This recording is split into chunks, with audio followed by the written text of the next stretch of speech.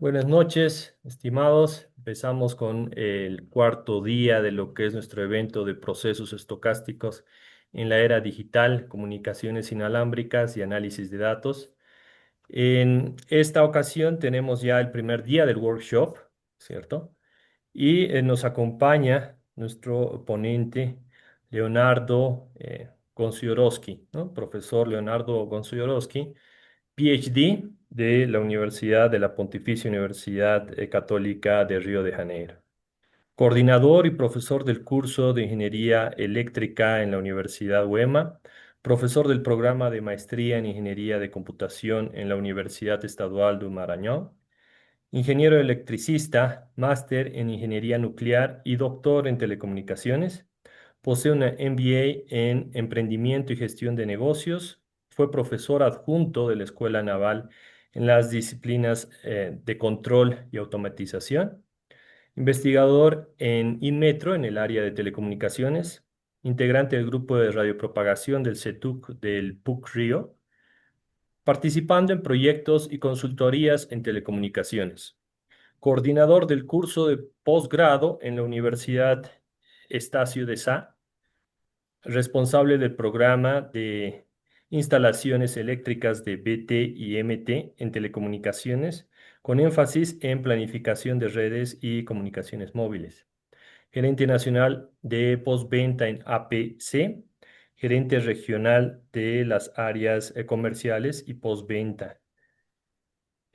Muchas gracias, Leonardo, por asistir a nuestra reunión y por mostrarnos ahí el trabajo que tú muy bien lo vienes realizando en la Universidad Estadual del Maranhão.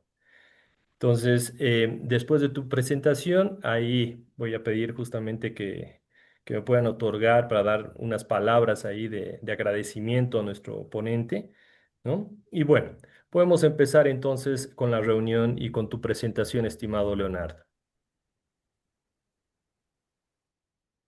Ok, muito obrigado pelo convite. Para mim é um prazer enorme estar participando, estar compartilhando com vocês aí as pesquisas que a gente faz aqui no Brasil.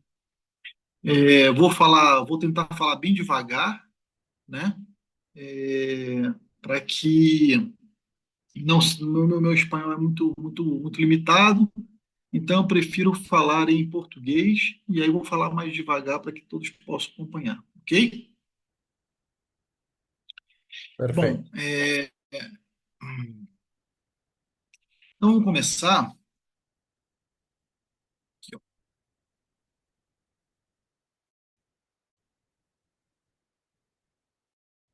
Então, nosso tema, né, que nós trouxemos para esse workshop muito importante que está sendo aí estabelecido pela Universidade Católica Boliviana, que é sobre a importância dos processos estocásticos, entendeu? Em todas as áreas das engenharias e principalmente nas telecomunicações. Dentro desse contexto do workshop, eu fiquei com Molina, acertei que falaria um pouquinho sobre essa aplicação no planejamento de sistemas de comunicação sem fio. Eu percebi que ao longo dos dias, dos workshops que houveram na semana anterior, na semana passada, tivemos aí várias palestras muito importantes do Yuri Miranda, do professor José Mauro, né? do Roberto Terceiros, do Adrian Fuentes, que no caso provavelmente, né, trouxeram muitas informações importantes sobre os processos estocásticos, suas aplicações. Eu vi aqui definições de estacionalidade, definições de autovalores, de autocorrelação, autocovariação, covariância. Então, os aspectos matemáticos certamente foram muito difundidos dentro do workshop na primeira semana. Eu vou pegar assim as aplicações de planejamento de sistemas de comunicação sem fio e vou trazê-las como que a gente usa os processos estocásticos, como que eles são úteis para nós no planejamento na área de telecomunicações. Eu não vou me ater, não vou me preocupar com os aspectos muito matemáticos, ou seja, eu vou Eu não vou entrar aqui nas equações matemáticas, nem nas apresentações, nada disso. Eu vou tentar mostrar de uma forma mais leve como que eu vou usar isso e como é que isso vai se refletir em algo útil dentro da engenharia de telecomunicações. Esse vai ser o propósito da apresentação. Bom, eu iria me apresentar, mas uma vez que o Molina já me apresentou muito bem, eu vou passar por esse slide, né? E vou começar introduzindo aqui o nosso assunto. Olha só, como é importante hoje as comunicações móveis no mundo, né? O 5G, né, ele teve a consolidação aí de velocidades por meio do 5G de 10 gigabits por segundo, latências de menos de 1 milissegundos, suporte massivo a IoT, ou seja, coisas importantíssimas que resolvem inúmeros problemas da sociedade moderna, né? Com isso, veio um crescimento exponencial do tráfego, né? Principalmente também impulsionado pelos streams de vídeo e outros serviços, tanto em nuvem como que demandam tráfego de dados, e que esses tráfegos de dados estão sendo muito bem atendidos com as tecnologias de 4G e de 5G no Brasil, no mundo, na Bolívia, certamente. E o que acontece? Existe já não para por aí, né? Ou seja, já existe uma previsão para que o 6G se estabeleça no mundo em 2030. E aí ele vai trazer uma série de coisas interessantes, como inteligência artificial, redes táteis, conectividade ubíqua, e tudo isso, entendeu? Ou seja, todos esses cenários de telecomunicações móveis que são necessários para resolver diversas problemáticas do mundo. O mundo hoje depende basicamente das comunicações móveis de uma série de esferas, né, numa série de áreas, e isso impacta diretamente na complexidade do planejamento desses tipos de sistemas, certo?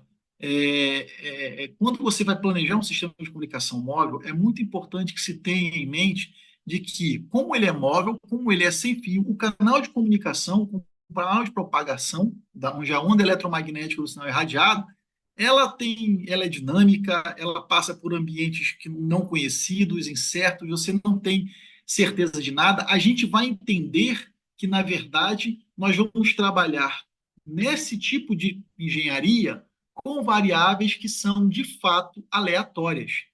E para se trabalhar com variáveis aleatórias, se trabalha, ou seja, se faz uso das diversas ferramentas e modelagem matemática dos processos estocásticos, os chamados processos estocásticos. Para quê? Para ajudar no planejamento, para ajudar na tomada de decisão.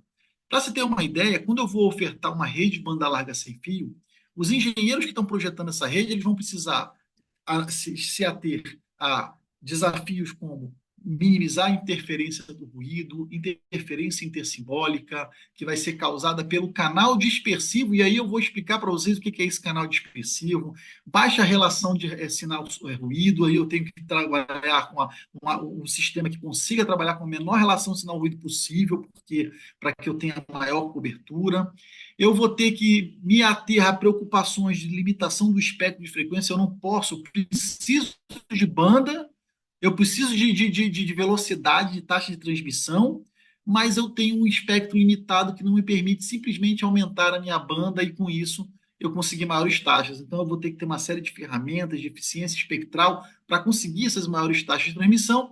E uma delas, sem dúvida nenhuma, é a caracterização do canal, é o estudo das estatísticas desse canal, do comportamento estatístico desse canal. Então, o que a gente vê aqui é que esse crescimento leva a desafios na engenharia, e esses desafios na engenharia passa para um deles pelo conhecimento do canal radiomóvel. E para que eu conheça esse canal radiomóvel, aí o que eu vou ter que fazer? Eu vou ter que aplicar processos estocásticos, eu vou ter uma matemática que vai tratar, né, da questão das variáveis aleatórias envolvidas aqui nesse canal de comunicação sem fio, nesse canal de comunicação móvel. Isso para tudo, né? Inclusive, até na própria engenharia de RF, onde você vai lá estabelecer procedimentos de cálculo, onde você vai estabelecer ferramentas computacionais, lá os softwares de programação, mas esses softwares, eles vão ser colocados aqui, vão trabalhar aqui com modelamentos, com modelos matemáticos, com algoritmos, mas todos esses modelos matemáticos, esses algoritmos vão ter passados por análise das variáveis aleatórias que acontecem no canal e, assim, são baseados também na questão estatística. Então, impacta nisso também. Por que que o estudo desse canal é tão importante nas comunicações sem fio? Por questões óbvias, né? A gente tem ali uma onda eletromagnética propagada e num ambiente sem fio, e nesse canal de comunicação, ele geralmente ele é hostil. E ele faz com que, quando eu propago minha onda eletromagnética, eu limite ali o desempenho da minha rede sem fio. Então, o que que acontece? A gente precisa conhecer para quê? Para que a gente consiga usar de artimanhas, artifícios, né, técnicos, que a gente consiga melhorar o desempenho dessas redes de comunicação sem fio, né? Por exemplo, é preponderante no projeto de comunicações móveis conhecer os níveis de potência de sinal recebido, certo? Só que esses níveis de potência de sinal recebido, eles não vão ser a mesma coisa num ambiente urbano, num ambiente rural ou num ambiente que tenha vegetação. Cada um desses ambientes, eles vão ter características diferentes. E mais, um ambiente com vegetação A e um outro ambiente com vegetação B, ainda assim, entre eles terão características diferentes, né? Então, quando eu faço um planejamento básico de nível de potência do meu sinal, eu não vou ter condição de admitir um valor exato de quanto que a potência do meu sinal chega no meu receptor. Eu vou ter que estimar, através de modelagens empíricas e estatísticas, né, que o quanto que é a potência desse sinal recebido. E esses valores vão balizar, vão dar uma noção do que vai acontecer naquela região. Então, quer dizer, por isso que é importante que a gente conheça o canal, conheça as características dele, e aí a gente possa, então, planejar sistema de comunicação sem fio com mais confiança, com mais assertividade, com mais eficiência. Para isso, eu vou estimar a característica do canal, eu vou estimar o comportamento, né? Então, a estimação, chamada estimação do canal rádio-móvel, nada mais é do que eu conhecer as estatísticas que estão relacionadas ao comportamento do sinal quando ele é propagado no meio de comunicação rádio. Caracterizar o canal nada mais é do que conhecer essas estatísticas. São métodos, metodologias que me permitem conhecer as características daquele canal. Ou seja, como que é esse comportamento e como são as estatísticas relacionadas a esse comportamento. Diversos parâmetros importantes podem ser identificados. Esses parâmetros ajudam a projetar, ajudam a planejar esses sistemas de comunicação sem fio. E para que eu, então, caracterize o meu canal, eu preciso conhecer o que nós chamamos de resposta ao impulso do canal, que vai dar origem a uma coisa muito importante, que é como que a onda eletromagnética atravessa o canal de comunicação sem fio e chega no receptor. Eu consigo ter essa fotografia como? A partir da resposta ao impulso do canal, que é a característica do meu canal, eu consigo ter o quê? Eu consigo ter uma coisa que a gente vai chamar de Power Delay Profiles em inglês, né? Aqui no Brasil, no português, a gente chama de perfil de potência de retardos. Mas olha só, vamos com calma. Resposta ao impulso. Resposta ao impulso é uma coisa básica. Pessoal que vocês estão na engenharia, vocês já conhecem a resposta ao impulso, já viram isso em disciplinas de análise de sinais e sistemas, não é isso? O que que acontece? Se eu tenho um dado sistema, eu tenho uma determinada excitação nesse sistema, ele vai me responder uma saída, certo? Se essa excitação aqui ela é um valor, por exemplo, x de t, eu vou ter nesse sistema uma transformação desse x de t e a minha saída vai ser exatamente essa entrada que foi de alguma forma modificada por esse sistema. Isso aqui a gente aprende e sabe que num sistema que é linear e invariante no tempo, esse valor de y de t é dado matematicamente pela convolução do quê? Convolução do sinal de entrada com a característica desse sistema, que é a nossa resposta ao impulso, que a gente representa por h de t. Então, gente, o canal de propagação nada mais é do que esse sisteminha aqui. Quando eu mando um sinal de um jeito lá no transmissor, ele vai atravessar esse canal, de alguma forma ele vai ser alterado, e do outro lado eu tenho aqui o meu sinal recebido, que não vai ser da mesma forma com que eu fiz a transmissão. Ele vai ser modificado. E como ele vai ser modificado depende dessa característica. Agora vocês começam a entender por que que é tão importante eu conhecer essa característica, porque se eu conheço essa característica, eu tenho uma ideia uma estimativa de como que esse sinal vai ser modificado ao longo desse caminho que ele atravessa o canal de propagação. Tá? A gente aprende lá, né, que o que, que acontece? Eu tenho simplesmente o que é a convolução de H de T com X de T, que é dado por essa equação matemática. Quando o sistema ele é linear e ele é invariante no tempo, isso aqui é fácil de se trabalhar, é matematicamente simples de se trabalhar. Né? Então, está aqui no domínio do tempo, eu tenho convolução, e no domínio da frequência, eu tenho o quê? Eu tenho uma multiplicação. Então, o que é convolução no domínio do tempo vira uma multiplicação no domínio da frequência, com a aplicação das transformadas de Fourier. Isso aqui eu creio que vocês já sabem, e eu não vou entrar nessa matemática, né? Não é o objetivo. Mas vamos lembrar que a função de transferência, então, ela é, na verdade, a resposta ao impulso no domínio da frequência. Então, bora lá. O que, que acontece com o canal radiomóvel? O canal radiomóvel, ele é um sistema, então ele é um sistema, e esse sistema, o canal radiomóvel, é um sistema que não é invariante no tempo, ele é um sistema variante no tempo. E aqui que começa a importância dos processos estocásticos nas engenharias de telecomunicações, ou pelo menos na engenharia de telecomunicações de comunicação sem fio. Provavelmente os professores deram dezenas de outros exemplos da importância dos processos estocásticos em outras áreas das engenharias. Nesse escopo da comunicação sem fio, ele é importante porque o nosso canal, onde a onda eletromagnética vai ser propagada, onde o sinal vai ser propagado, ele é um sistema variante no tempo. Então, ele não pode mais ser tratado com aquelas equações que a gente viu nos slides anteriores. Ele vai ter que ser tratado como? Ele vai ser tratado como um processo estocástico. E vai ser baseado no quê? Numa abordagem estatística e não mais numa abordagem determinística. Então, bora lá. Uma vez que eu tenho aqui o canal de radiopropagação sendo um sistema, eu posso desenhar ele na forma desse diagramazinho de blocos, onde esse Z de T é o sinal que está partindo do meu transmissor. Então, aqui é o espaço aéreo, aqui é o espaço, é o ar, é o espaço. E aí, o que, que acontece? Esse Z de T, ele é um sinal que está partindo do transmissor, ele atravessa o canal de comunicação e, em algum momento, ele chega no receptor, certo? Só que ele vai chegar já com uma função y de t diferente de z de t. Ele não vai chegar, o z de t não vai chegar aqui, ele vai chegar alguma coisa mudada em decorrência do canal. E o que, que vocês estão vendo aqui de diferente do que nós tínhamos visto no diagrama de blocos, onde nós estávamos tratando o nosso sistema como invariante no tempo? Eu tinha uma resposta ao impulso que ela era h de t. E agora nós temos uma resposta ao impulso que ela é h de t tal, ou seja, apareceu um outro parâmetro que é o parâmetro do atraso, do retardo.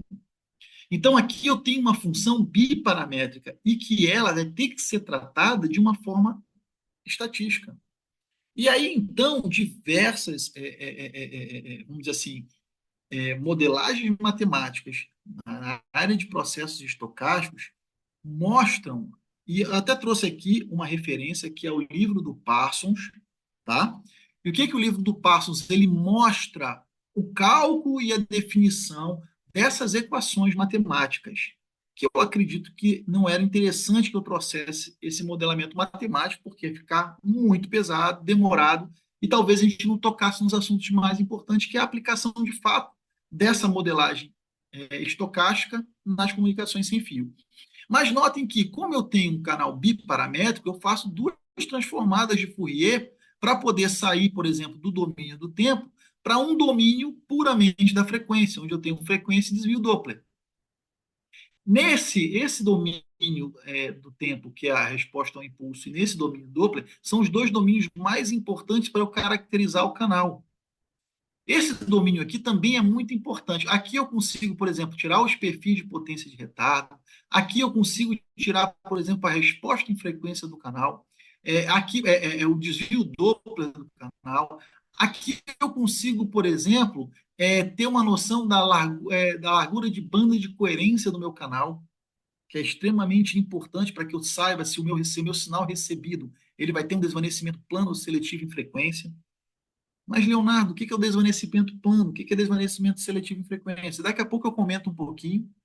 Eu não sei se todos conhecem, se todos sabem, então eu vou comentar, tudo que eu achar que deve, né, para tentar pegar todo mundo saia daqui entendendo o que eu estou falando. Então, isso daqui agora é o quê? É um comportamento, por ter um comportamento aleatório, é uma tratativa estocástica. Então, eu vou ter aqui uma tratativa de um processo estocástico em todo o meu sinal. Para que isso seja possível, eu ainda tenho que fazer relativas simplificações, porque o canal, como é variante no tempo, se eu não tenho uma certa simplificação, eu não consigo convergir a minha matemática, que está lá no livro do Parson, e vocês vão ver. O que é ser um canal WSS-US? É porque eu considero que o meu canal, em algum momento, ele é estacionário no sentido amplo da palavra estacionário, e ele tem os seus espalhadores descorrelatados. Então, isso aqui é, na verdade, a sigla em inglês para isso que eu estou falando para vocês. O que ser um canal que é estacionário, no sentido amplo, com os correlatores, com os espalhadores totalmente descorrelatados um dos outros. O que são os espalhadores? Eu vou explicar daqui a pouco o que são os espalhadores dentro de um canal de comunicação. Então, mas por que, Léo, que o canal de comunicação rádio é então modelado como um sistema variante e não invariante no tempo? Por que ele é variante? Ele é variante por seguinte, porque quando você, na verdade, propaga uma onda eletromagnética no espaço, você tem ali diversos mecanismos de propagação, que é a reflexão, a difração e o espalhamento. Eu acredito que vocês saibam disso, é óbvio. Essa onda eletromagnética vai refletir, né, em obstruções naturais, artificiais, ela vai difratar em locais onde eu tenho ali esquinas de prédio, onde eu tenho locais onde eu não vou ter área de sombra e ela difrata e ela contorna determinados obstáculos.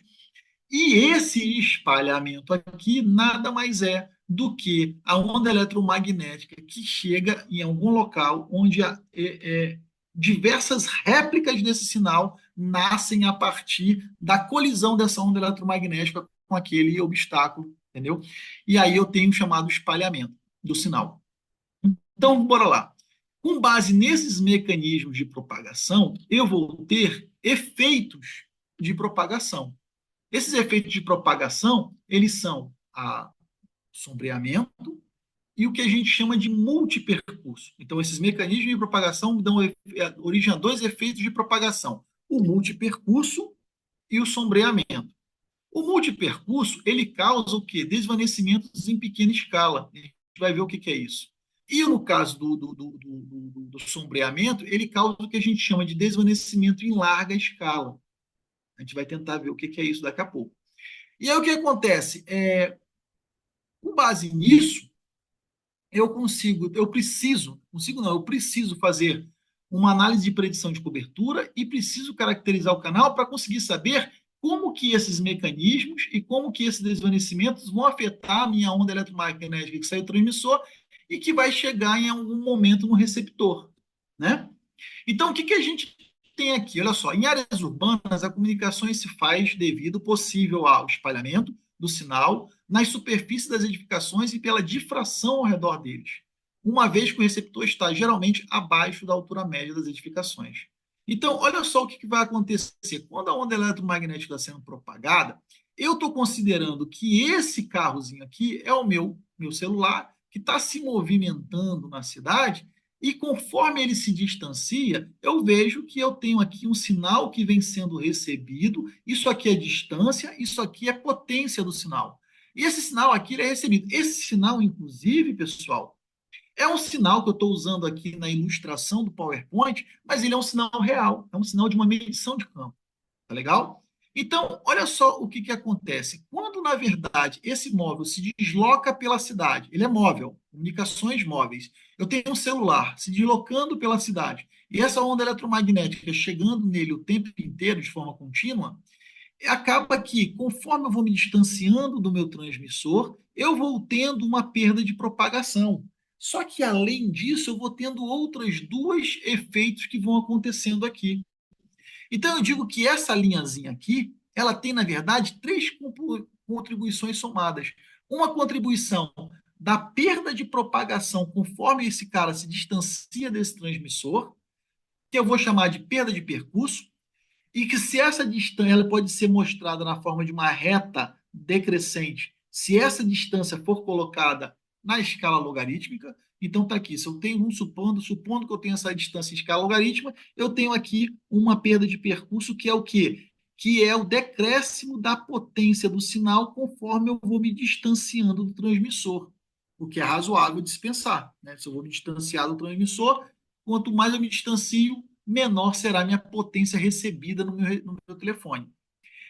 Agora, outras duas contribuições que estão aqui é a contribuição do chamado desvanecimento em larga escala, que acontece devido ao efeito do sombreamento, que geralmente é o quê? É quando essa onda eletromagnética, o móvel, ele passa por trás de prédios, grandes construções ou por trás de morros e faz com que aconteça o quê? Com que essa potência, ela ora ela diminua, ora ela aumente. Passou por trás de um morro, de um prédio, ela diminuiu.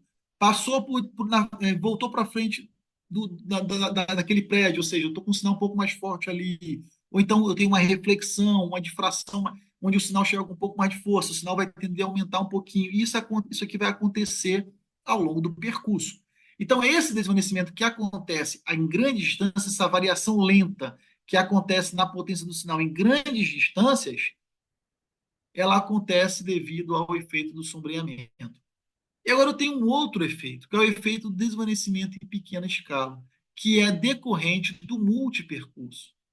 Por quê? Porque o multipercurso são como várias réplicas do sinal chegam ao meu receptor e aí eles podem chegar no mesmo instante de tempo, réplicas com fases diferentes e amplitudes diferentes. Isso vai fazer com que em instantes de tempo muito pequenos o meu sinal varie muito fortemente para cima e para baixo.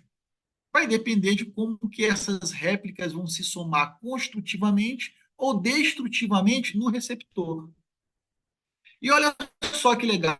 Então, aqui o que eu tenho? Eu tenho o verdinho, perda de percurso, esse corzinho aqui verde mais escura é o meu desvanecimento, e o próprio azulzinho é o meu desvanecimento em pequena escala. Agora, notem que ele está sempre decrescendo, né? Por quê? Porque eu tenho influência da perda de percurso aqui conforme eu vou me distanciando do transmissor. Então, vamos tentar separar essas coisas. Eu tenho aqui o sinal, que eu acabei de mostrar que eu recebi, né? Considerando que eu tenho aqui, estou usando uma sonda e eu estou transmitindo um sinal, uma antena transmissora, um sinal conhecido, e eu estou aqui com o analisador de espectro dentro do meu carro, recebendo esse sinal conhecido e vendo o comportamento dele. O que, que vai acontecer aqui? Esse aqui é o sinal que eu recebo. Então, ele tem uma perda de percurso. Essa perda de percurso, inclusive, ela é extremamente importante no planejamento de comunicações móveis. Por quê? Porque a gente sabe, a gente estima, vai variar de acordo com a área, se é urbanizada, se não é urbanizada, se é espaço livre, se é um ambiente indoor, se é um ambiente outdoor, se tem vegetação. Essa perda de percurso vai ser diferente.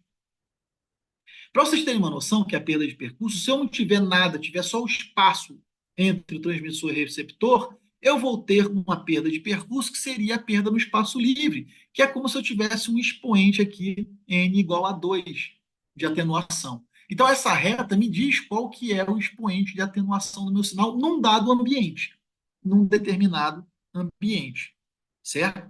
Se eu tirar essa componente, se eu puder fazer uma coisa aqui que é computacional, se eu puder tirar essa perda de percurso desse sinal que eu recebi, o que eu vou encontrar é uma variação lenta da minha potência do meu sinal, sem essa queda. Vai ficar desse jeito. Então, vocês percebem que aqui eu tenho uma variação lenta da potência do meu sinal, ó, que acontece por conta do sombreamento, que é uma variação que não está mais decrescendo, porque foi como se eu tivesse tirado o efeito da perda com a distância.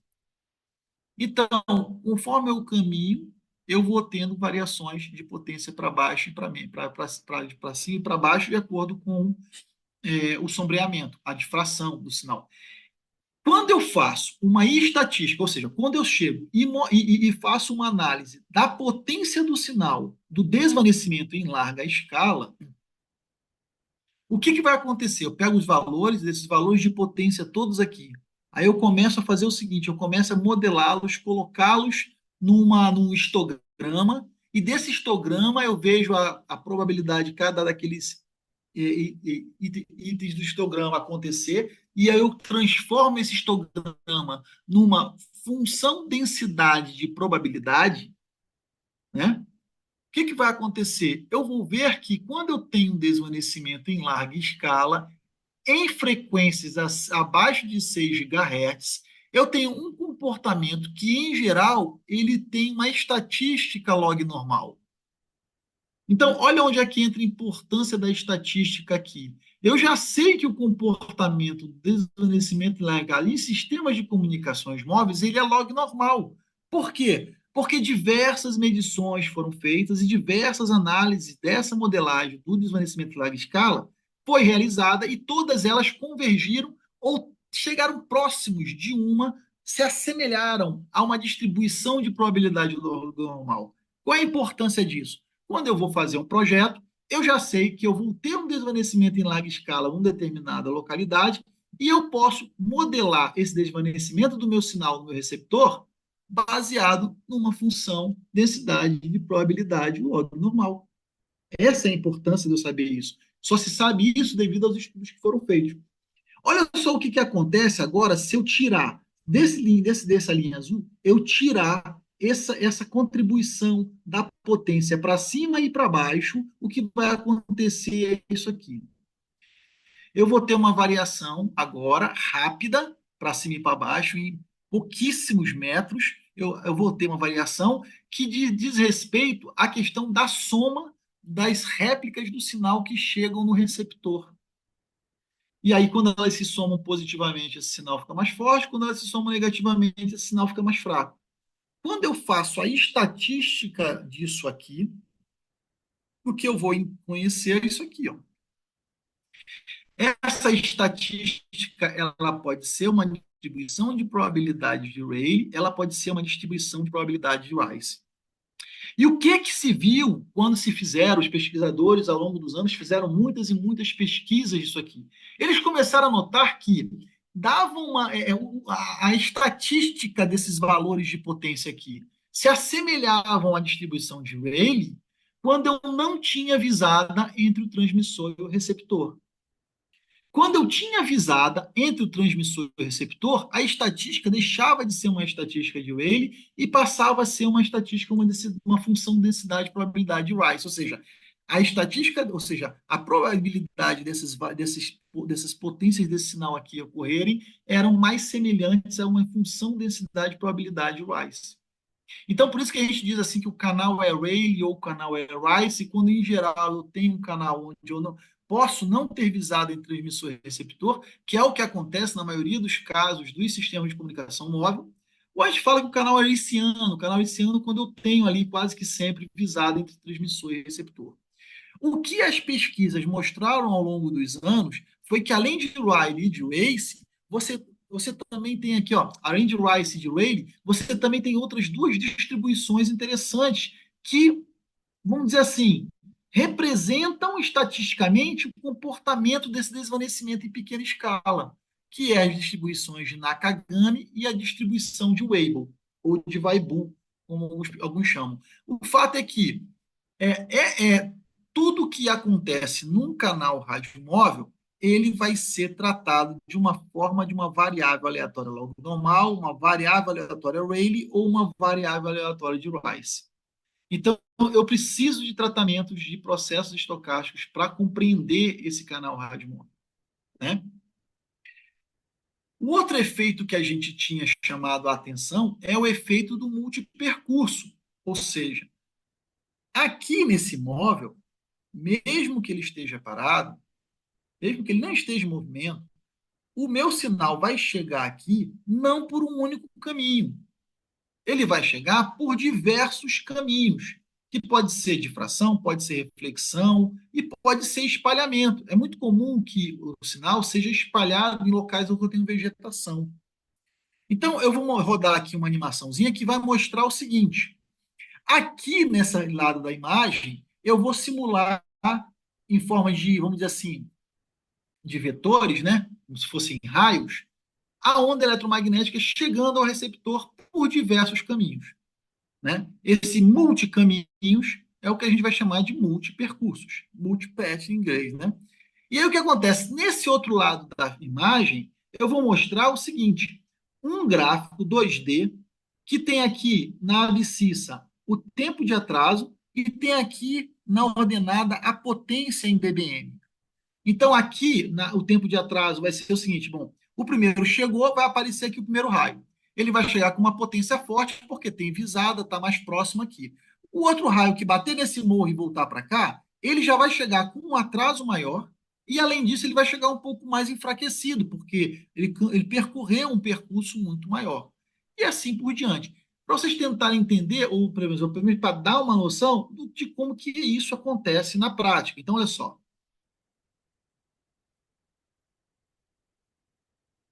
Então, aqui, ó, que o espalhamento aqui acontecendo. Notem que o espalhamento acaba gerando diversas réplicas atrasadas e com potências muito pequenas. Esse gráfico 2D aqui, que me mostra as réplicas do meu sinal que foi transmitido, com a potência de cada réplica e o atraso com que cada réplica chegou no meu carro, chegou no meu móvel, no meu celular, isso aqui é o que a gente chama de perfil de potência de retardos, porque eu conheço os retardos, ou seja, as réplicas com seus retardos do meu sistema, do meu canal, e conheço a potência, o perfil de potência de cada um desses atrasos, de cada uma dessas réplicas, né? Que é chamado em inglês de Power Delay Profile. Agora, vocês imaginem que o quanto que conhecer isso aqui é importante. E eu só conheço isso aqui se eu tiver a resposta ao impulso desse canal, né? O que que causa essas várias réplicas chegarem no receptor? Ele causa interferência intersimbólica e causa desvanecimento seletivo em frequência. Tanto a interferência intersimbólica quanto o desvanecimento seletivo em frequência, ele é danoso para a qualidade do sinal que chega no receptor. Então é importante que eu faça o quê? Que eu conheça esse canal, conheça como que funciona isso aqui, estatisticamente falando, para que eu tente combater com técnicas, né, o que? A minha interferência intersimbólica e o desvanecimento sem frequência. Olha só, a interferência intersimbólica, eu tenho certeza que vocês sabem o que, que é, mas eu trouxe aqui para a gente tentar ver o impacto desses atrasos, ou seja, desses atrasos aqui, nessa interferência. Eu transmito um símbolo e transmito um outro símbolo. Então, esses dois símbolos, esse símbolo aqui percorreu um caminho, esse outro símbolo vai percorrer outro caminho. Esse pacote, esses dois símbolos aqui, vão percorrer um caminho que vai levar um tempo T1 para chegar no receptor, vão percorrer um segundo caminho que vai levar um tempo T2 para chegar no receptor, e vão percorrer um terceiro caminho que vai levar um tempo T3 para chegar no receptor. Isso aqui são os meus atrasos do sinal desde o transmissor até o receptor. Eu tenho atrasos diferentes, atrasos que se incrementam aqui. Então, o que, que vai acontecer? Quando esse símbolo chegar no meu receptor, micronésimos de segundos depois, vai chegar o segundo símbolo. E depois, micronésimos de segundo depois, vai chegar o terceiro símbolo. Eles vão se acavalar no receptor de tal forma que eu posso ter um símbolo literalmente interferindo no outro. Isso aqui é um problema, né? Isso aqui é interferência simbólica, temporal, e isso aqui é um problema, porque faz com que eu tenha perca dados, perca bits, e tenha uma elevada taxa de erro de bits, que vai impactar no desempenho do sistema.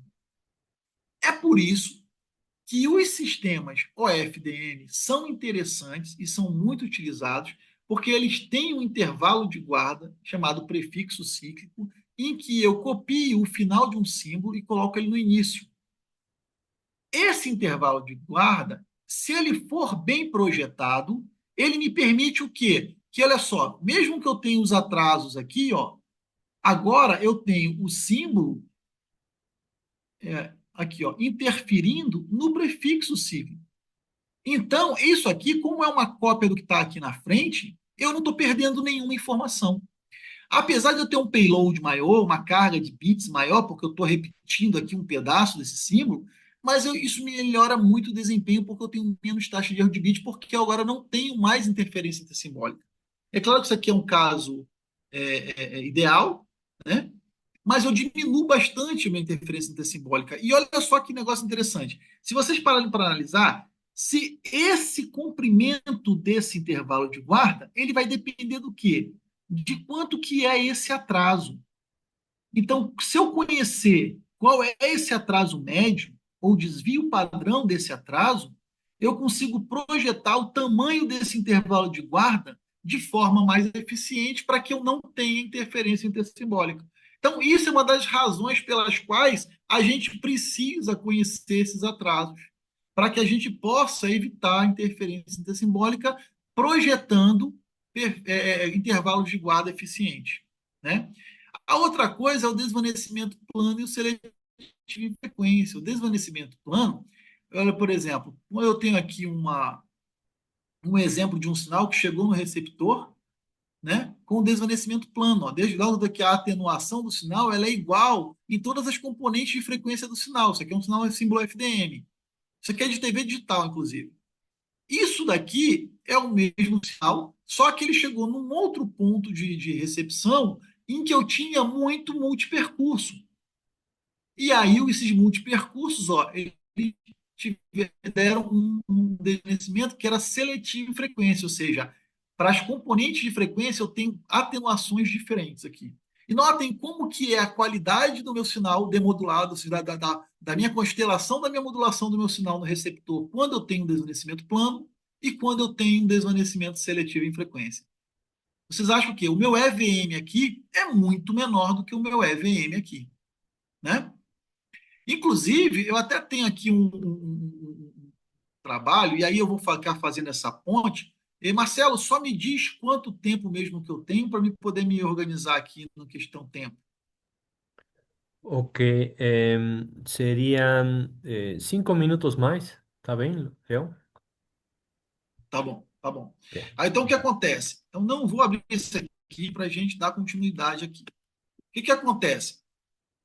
Aí, então, o multipercurso ele afeta tanto na variabilidade quanto na questão das réplicas. Olha só, passando aqui rapidinho, né? Que isso aqui eu ia passar, mas vou passar rapidinho.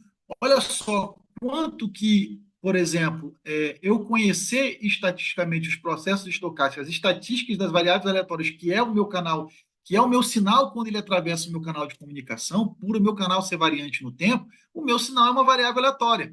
Então, quer dizer, olha só, eu tenho aqui um exemplo de como que eu meço na prática, numa campanha de medições feitas no Rio de Janeiro, como que eu meço na prática aqui, por exemplo, a minha perda de percurso.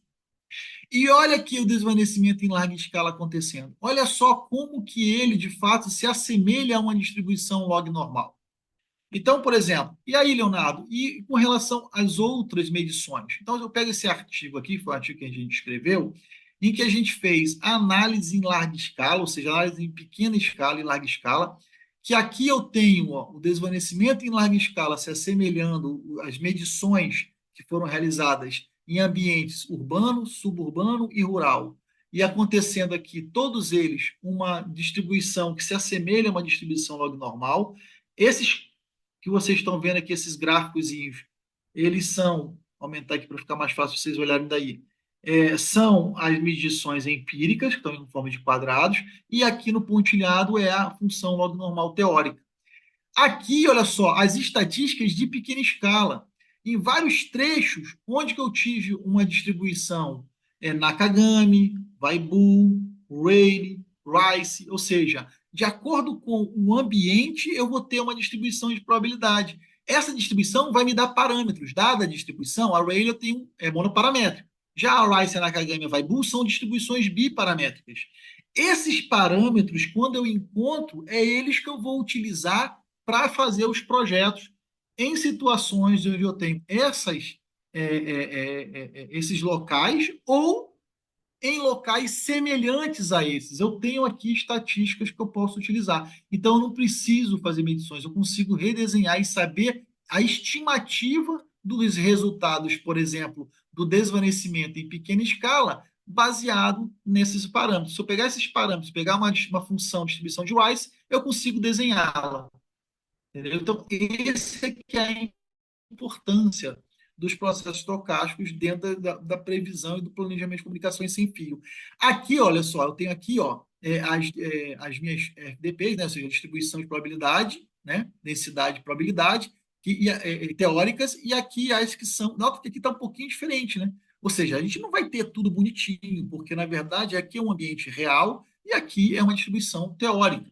Então a gente pega aquelas que elas têm maior fitting, né, que a gente chama, ou tem uma maior a semelhança, e a gente usa os parâmetros dessa. Isso aqui geralmente é feito por teste de hipótese. Esse best fit a gente faz por teste de hipótese, que quadrado, outros tantos que existem, como o algoritmo 9, etc. Então, e para o perfil de retado é a mesma coisa. A gente vai ter análises da amplitude dos multipercursos, e aí você vai pegar essas amplitudes, traçar uma função de distribuição probabilidade cumulativa e fitar elas com várias outras distribuições para ver qual delas ela tem uma maior semelhança, né? Para que eu use esse tipo de distribuição quando eu vou projetar o meu sistema, né? E aqui também é a mesma coisa, ó. Best fit foi a Weibull, os parâmetros da Weibull foram esses aqui, então eu vou usar esses parâmetros aqui para desenhar a distribuição de probabilidade que vai mostrar como que é mais ou menos os valores de RMS delay spread em situação de loss ou em situação de N-loss, num bairro como a Gávea ou num bairro que se assemelha às características da Gávea, que é um bairro do Rio de Janeiro que fica no Brasil. Pessoal, era mais ou menos isso. Deixa eu ver aqui o que eu tenho para passar para vocês aqui ainda um pouquinho mais, né? Mostrei aqui a questão. Sim. Olha aqui,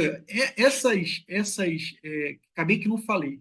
Olha só, essa resposta, ou seja, como que eu consigo encontrar a resposta ao impulso utilizando processos estocásticos? Lembra que eu mostrei que no livro do Parsons ele mostra toda uma matemática que faz com que eu consiga encontrar o valor da minha resposta ao impulso biparamétrica através de análises estatísticas? Então, eu tenho aqui tanto uma forma de fazer isso usando autocorrelação, como utilizando a correlação cruzada. E aqui até eu trouxe aqui o que seria a correlação. Correlação entre dois sinais é o quê? É quanto um sinal se parece com o outro, né? Olha só, o que seria a correlação de um sinal? Seria um valor máximo de um certo atraso, o que significa um valor máximo o quanto esses sinais são parecidos um com o outro. E aqui os tipos de correlação, autocorrelação e correlação cruzada. Isso aqui é uma questão teórica, isso aqui foi tirado, inclusive, do chat GPT um momentos antes dessa palestra. Porque eu queria trazer algo que vocês tivessem, que fosse fácil compreensão. E eu trouxe uma abstração física do que seria isso. Imagine que eu tenho um receptor, esse receptor está recebendo um sinal. Esse sinal está chegando por diversos caminhos. Então ele vai chegar o quê? Ele vai chegar com atrasos e amplitudes diferentes. Quando eu tenho um método de correlação cruzada para encontrar a resposta ao impulso do meu canal pelo qual esse sinal passou, eu pego lá o sinal que foi transmitido, original, e faço uma correlação cruzada com esse sinal. Esse valor é mostrado aqui, ó. Na verdade, a correlação cruzada, a gente usa aqui um sinal conhecido, geralmente uma função, uma pseudo-aleatória, ou alguma outra sequência que, na verdade, o professor Marcelo Molina aí testou várias sequências em que ele fez essa correlação cruzada para encontrar o que no final das contas? Eu não vou explicar isso aqui, para encontrar no final das contas o que? A minha resposta ao impulso. Isso é a matemática. Isso aqui que eu estou tentando mostrar para vocês é uma abstração física do como que isso funcionaria. O que é correlação? É como o sinal é parecido com o outro. Então, quando eu chego, atraso esse sinal e faço uma correlação, é como se eu tivesse aqui, por exemplo, no momento em que eu tenho uma certa semelhança do sinal com o outro que está aqui, eu tenho uma correlação. Eu tenho um pico de correlação, um valor máximo de quanto esse sinal é parecido com esse. Mas, Leonardo, esse sinal é diferente desse. Mas se vocês perceberem, eu tenho aqui um sinal que chegou com um atraso, que nesse momento aqui, tal, ele está sendo semelhante. E aí ele vai fazendo isso aqui. Isso é uma abstração de como que eu vou, então, encontrando o quê? as réplicas e os atrasos que essas réplicas chegaram no meu receptor. Para isso, depois que eu encontro a resposta a um impulso, eu faço um módulo ao quadrado e eu tenho, então, aquele gráfico 2D de perfil de retardos, onde eu tenho a potência do meu retardo e o atraso. E é isso aqui que vai me dar uma série de parâmetros que são estatísticos e que são fundamentais para o projeto de comunicação sem fio. Retardo médio, espalhamento de retardos RMS, banda de coerência, etc. Entendeu? E aqui, por fim, então, eu mostro uma série de parâmetros, mas como eu estou com o meu tempo meio que esgotado, pelo que eu estou entendendo, eu só mostrar aqui um outro artigo. Esse artigo aqui, ó, ele diz justamente da questão de transmissão em edificações, numa faixa de 2,5. E nesse artigo, o que a gente faz? Além de diversas outras análises de transmissão na edificação, a gente pega aqui o perfil de potência de retardos, cadê ele? Bem aqui. Aqui, claramente, só tem um, mas foram medidos vários, e esses vários, a gente calculou aqui as estatísticas. Ó. Então, se eu aumentar aqui, vocês vão ver que muitas estatísticas, olha só, ou seja, na construção 1, o perfil de retardos naquele local que atravessava essa construção, o sinal chegava por réplicas, e essas réplicas ela tinham uma distribuição que se assemelhava a uma função densidade de probabilidade de Nakagami. E essa função, ela tinha esses parâmetros. Então, o que acontece? Se eu quisesse representar ou estimar como que o meu sinal vai chegar no meu receptor se eu transmiti-lo a partir de um transmissor aqui na construção 1, eu vou usar essa estatística aqui para fazer esse projeto e esse planejamento. Então é assim que é feito. E é isso aí, gente. Muito obrigado, viu, pela atenção. Eu não queria atrasar, por isso que eu dei um sprint final aí, porque eu percebi que eu já tinha falado um pouquinho, estava um pouquinho atrasado. E Muito aí eu fico obrigado. à disposição para vocês perguntarem o que vocês quiserem. Muito obrigado, prezado Leo. Aí eu tenho aí 5 perguntas, mas vamos a escolher uma tão só, né? Por tema do tempo. Aí a pergunta é a seguinte: qual seria o uso da propriedade da estacionariedade no sentido amplo nas comunicações sem fio? Ó, Onde que você é, utilizaria essa propriedade da estacionariedade, né? Que ela é fundamental, porque é o seguinte, deixa eu ver se eu coloco aqui um slide. O que acontece? Por que eu preciso usar essa propriedade? Porque, como eu falei para vocês, bem aqui, olha só, bem aqui, bem aqui. Para que eu consiga convergir e fazer com que, como o sistema é variante no tempo, e é uma variável aleatória, e é biparamétrica, quando eu começo a trabalhar isso daqui para buscar, na verdade não é aqui não, é bem aqui, para buscar a encontrar a minha resposta ao impulso, quer seja pela teoria da autocorrelação ou pela teoria da correlação cruzada, entendeu? Quando eu vou buscar isso aqui, para que eu encontre essas formas, encontre aquelas funções que estavam no slide anterior, eu preciso fazer, em algum momento, uma aproximação. Porque em algum momento eu vou ter que, porque se o sinal, se o canal for considerado como ele é de fato, variante no tempo, integralmente em todo micronésimo de segundo, ele está variando, eu não consigo convergir uma equação matemática estatística. Para mim fazer essa equação convergir, eu preciso fazer uma aproximação, ou seja, em algum instante de tempo, eu vou fazer uma fotografia e nessa fotografia eu tenho que considerar que meu canal está parado, ele está estacionado. Ele está parado. Por isso que é chamado de estacionário no sentido amplo. Porque é no sentido amplo da palavra estacionário. Por quê? Porque o canal nunca vai ser estacionário. Então, ele é de uma forma aproximadamente estacionário. E mais, os espalhadores não podem ter correlação uns com os outros.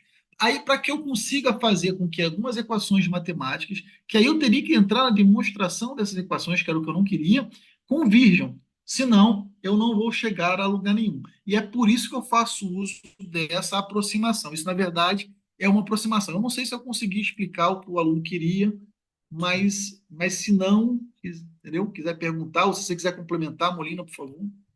Ótimo, muito Aí obrigado, você Leo. complementa aí se eu não tiver respondido. Ahí también yo creería que es lo siguiente, el objetivo de utilizar estas propiedades de procesos estocásticos, como bien lo decía el profesor Leo, es de reducir la complejidad, ¿no? De la cantidad de variables aleatorias que vayamos a estudiarlas, ¿no?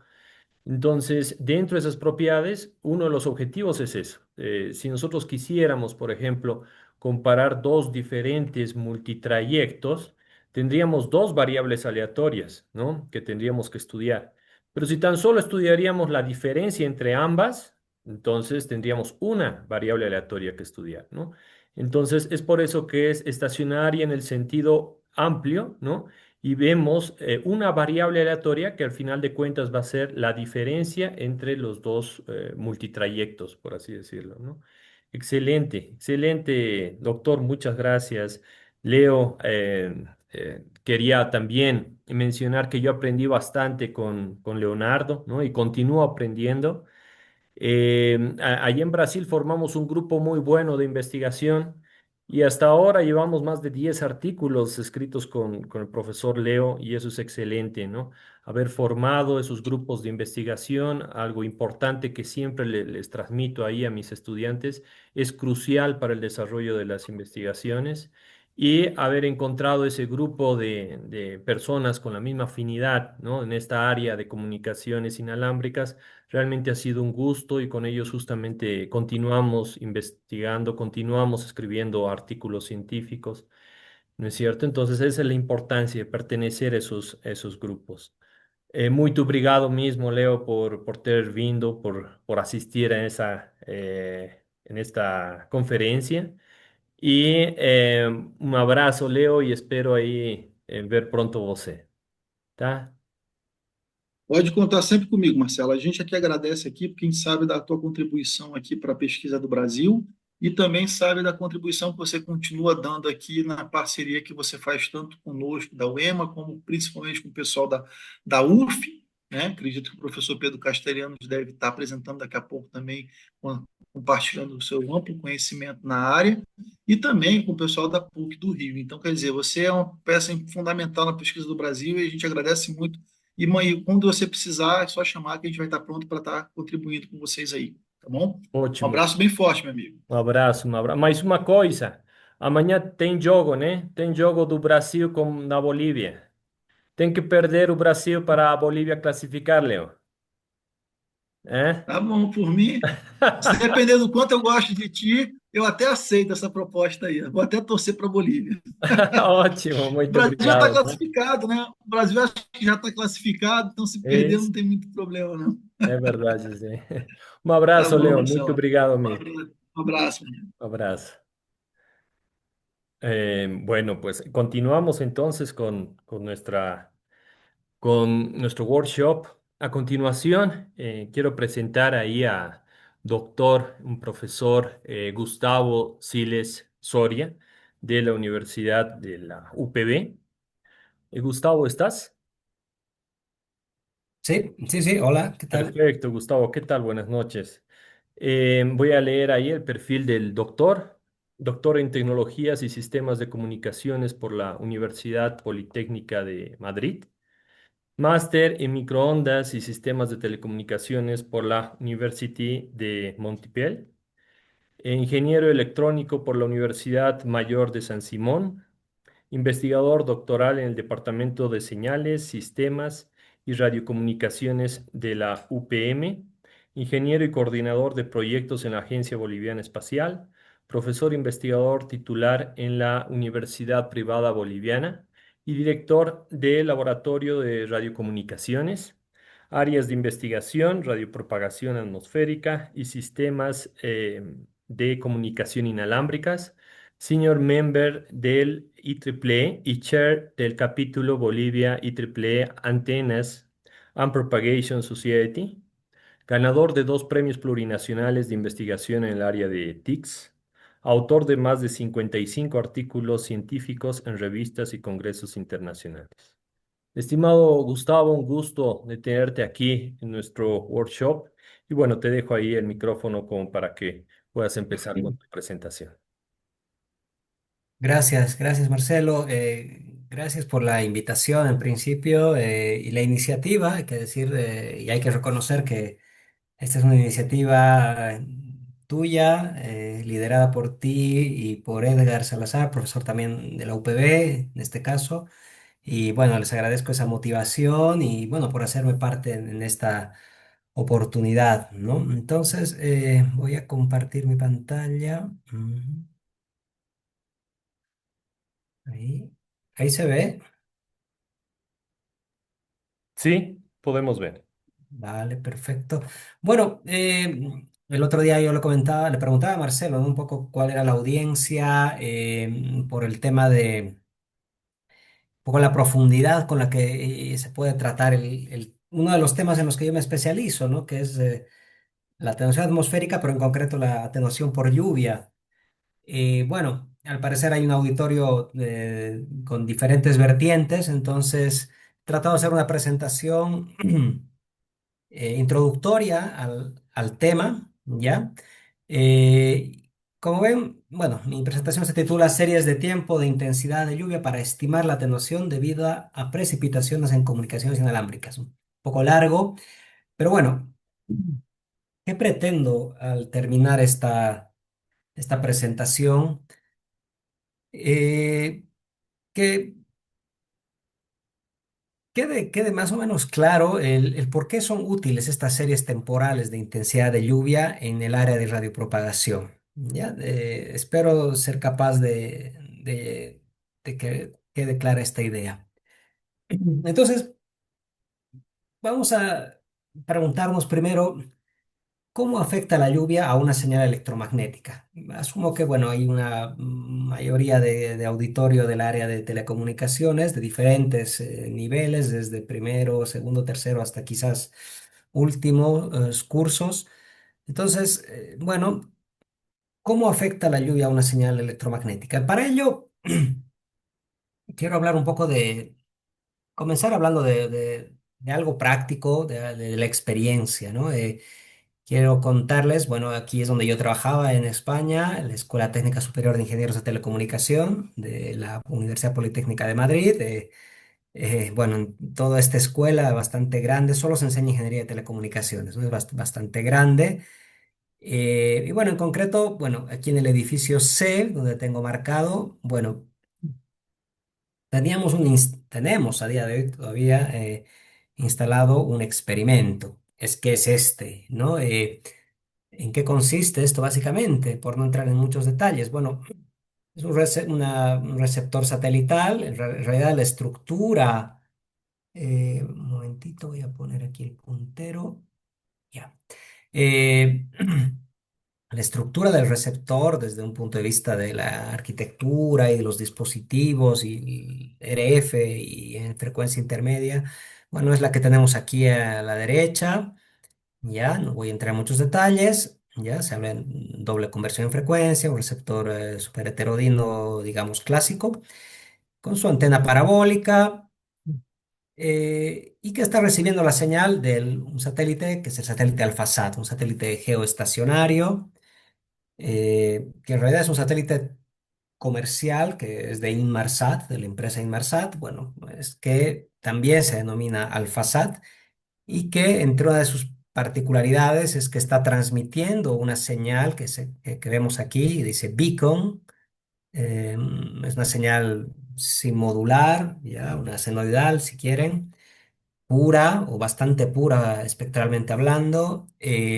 Bueno, está transmitiendo permanentemente esta señal y nosotros la recibimos y luego de todo un proceso de downscaling, digamos, de la frecuencia, de bajar la frecuencia.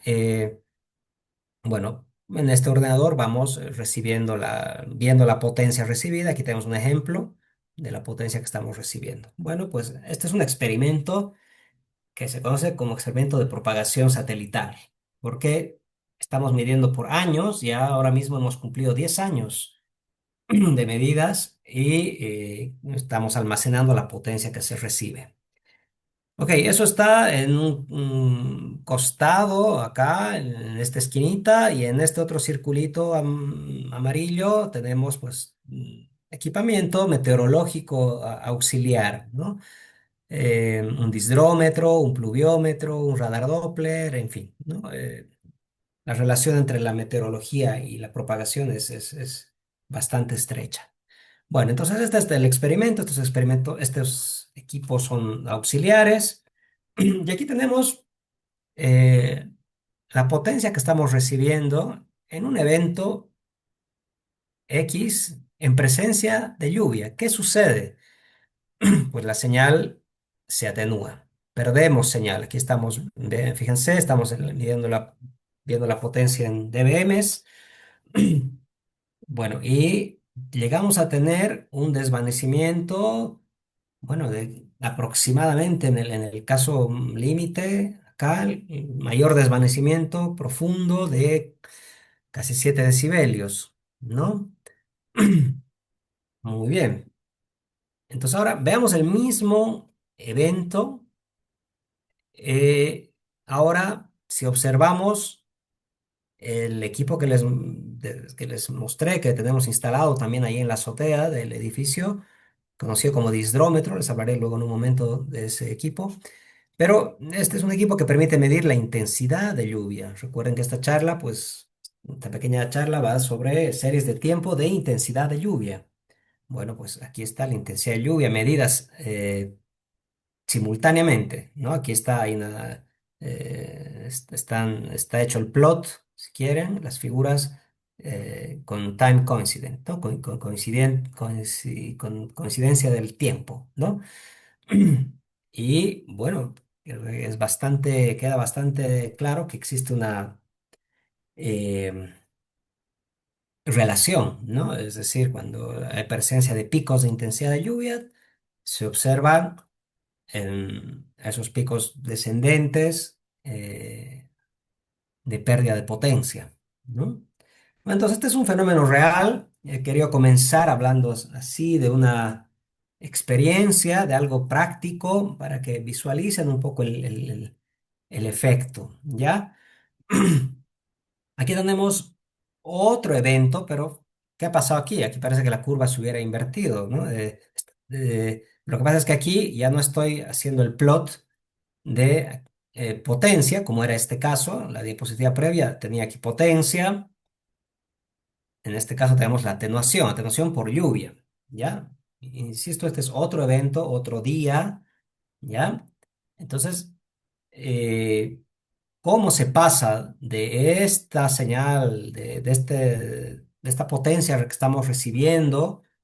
¿Cómo se pasa de esto a atenuación por lluvia? Bueno, eso es un motivo de seguro para otra conferencia, ¿no? Es un procesado, ¿ya? Y que al final nos permite obtener la atenuación producida por lluvia. Y aquí en la parte de abajo tenemos igual, en simultáneo, podemos ver la intensidad de lluvia, tanto medida por el disdrómetro y como por el pluviómetro, otro de los equipos que están aquí en la azotea. Ya, aquí tenemos pluviómetro, disdrómetro y aquí en la esquina no se ve porque no está apaga esta pequeña caseta.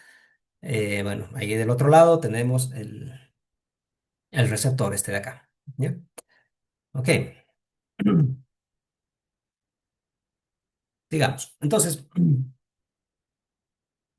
a nuestra primera pregunta de cómo afecta la lluvia a una señal electromagnética, bueno, aquí acabamos de ver que básicamente cómo afecta, pues disminuyendo la potencia, ¿no? No, sería en principio una respuesta un poco obvia, pero también quiero dejar en claro que existe esta coincidencia en cuando hay mayor intensidad de lluvia, pues también hay la profundidad del desvanecimiento, del fading, se conoce con ese término también, es igual, aumenta, digamos, ¿no? desvanecimiento más profundo, ¿ya? Ok, ahora, ¿qué necesitamos saber para comprender este efecto de la lluvia? ¿No? ¿Hay algunos fundamentos? Eh, bueno, a ver, dada la diversidad del auditorio, bueno, me ha parecido importante eh, aclarar algo que es básico en radiopropagación atmosférica, que es, bueno, a partir de qué frecuencia tiene sentido estudiar la atenuación por lluvia, ¿no? Aquí en este experimento hemos visto que estamos hablando de una señal de 39,4 gigahercios aproximadamente. Bueno, tiene interés nominalmente, según la teoría, estudiar la atenuación por lluvia cuando se está hablando de sistemas de comunicaciones inalámbricos que están transmitiendo una frecuencia mayor a 10 gigahercios. Esto está definido, establecido o aceptado por la Unión Internacional de Telecomunicaciones y todo el grupo de estudio 3 que trabajamos en temas de propagación. Entonces, eh, si nos posicionamos aquí en este espectro electromagnético al lado de nuestro amigo Maxwell, bueno, pues estaríamos más o menos por aquí, de aquí para la derecha, ¿no? Hay sistemas inalámbricos que operan en esas bandas de frecuencia. La presentación que me ha precedido del profesor Leonardo, muy interesante. Claro, él en los efectos que estaba mostrando en comunicaciones móviles, bueno, estamos hablando de otras frecuencias, ¿no? En comunicaciones móviles, estamos hablando de, por ejemplo, 900 megahercios, 1800 megahercios, ¿no? 800 megahercios. También he visto que tenía ahí algún artículo sobre televisión, ¿no? Televisión digital, me pareció ver. Entonces, ahí también estamos hablando de frecuencias más bajas, que 10 gigahercios, quiero decir, ¿no? Entonces, eh, no tendría sentido estudiar lo que yo voy a presentarles ahora en esas frecuencias más bajas, ¿no? Entonces, primera cuestión, 10 gigahercios para arriba, ¿ya? No afecta al Wi-Fi, por ejemplo, que es en 2.4 o en 5 gigahercios.